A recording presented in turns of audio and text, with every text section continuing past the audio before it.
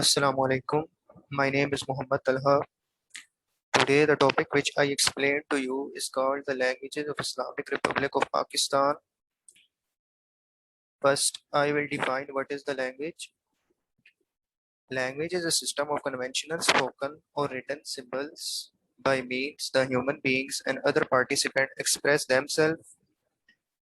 It is basically some kind of tool that which we convey our talk to the other person or which we express our thoughts, feeling, emotion and ideas to the other person. Next, I will move towards the type of the language. The first type of the language is called the Urdu language, and this language is in the category of national language of Pakistan. Urdu has very close resemblance with all the regional languages of Pakistan. Many words used in these languages are common, and all these languages are written in the same script. Since Urdu had become a major issue in the Indian Muslim struggle for the national identity, it was the natural that independence proved a blessing for the future of Urdu. The Quaid-e-Azam had made it very clear in early days after independence that, but let me make it very clear to you that the state language of Pakistan is going to be Urdu and no other language. In the history of Southeast Asia, Islam, Pakistan, and Urdu have been so closely related to each other that none of these can be supposed to flourish and prosper independently. Urdu has a very rich treasure of Islamic literature. We cannot achieve the ideological objectives of our state unless we give Urdu the status it really deserves. The next type of the language is called the Punjabi language. And these languages are in the category of national regional languages of Pakistan. It is the official language of Indian state of Punjab and is one of the languages recognized by the Indian Constitution. In Pakistan, Punjab is spoken by some 30 million speakers, mostly in Punjab province, but official status at both the national and provincial level is reserved for Urdu. Punjabi is an ancient language spoken in the most populous province of Pakistan. We do not exactly how and where this language came into being. Many experts trace its origin to the ancient Dravidians of Harappa civilization. Others relate it with the period of Mahmud Ghazna, which is approximately 1000 AD. Generally, Baba Fariduddin Ganj Shakar is known to be the first Punjabi poet. The next type of the language is called Sindhi language. The name Sindhi is derived from Sindhu, the original name of Indus River. Like other languages of this family, Sindhi has passed through Old Indo-Aryan and Middle Indo-Aryan.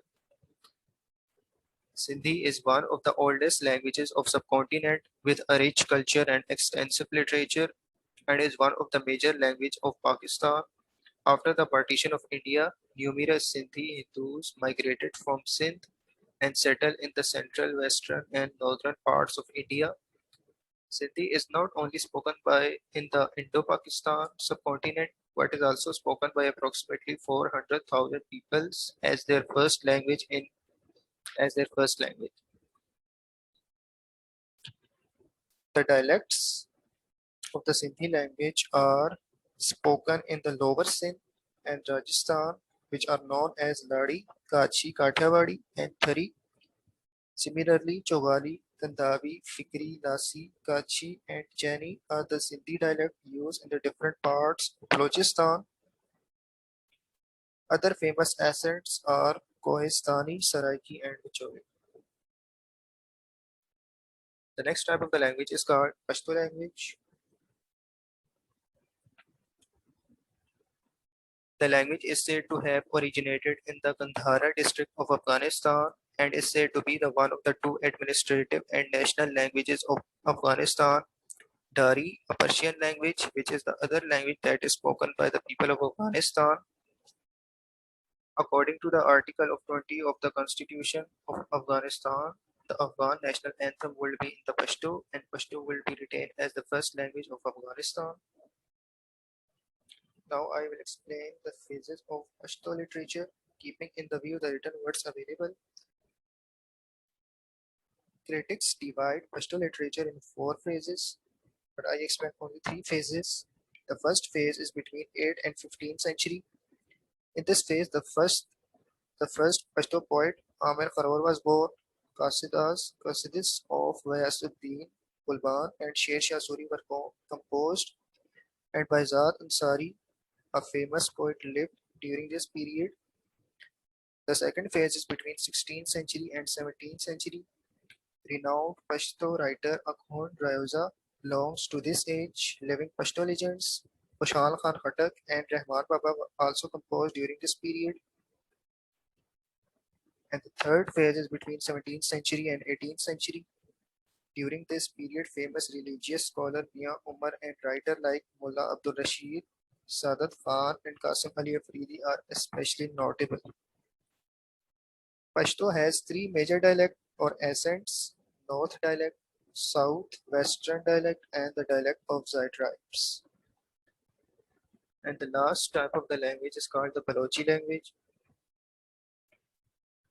It is the main language of Balochistan, a province of Pakistan. It is estimated that about 7 million people speak Balochi as their first or second language. They are spread over a vast area encompassing southeastern Iran, southwestern Pakistan, southwestern Afghanistan. These are the large Baloch community in Oman and United Arab Emirates. Balochi's origin is not known, but it is hypothesized that the Balochi people may have migrated from their original home east or southeast of the central region. Their language is thought to have evolved between 200 and 700 BS. Balochi language has three main dialects: Eastern dialect, Western, and Southern dialect. And according to my opinion, that Urdu is the best language if you want to understand the other regional languages of Pakistan. Then you have to understand first Urdu.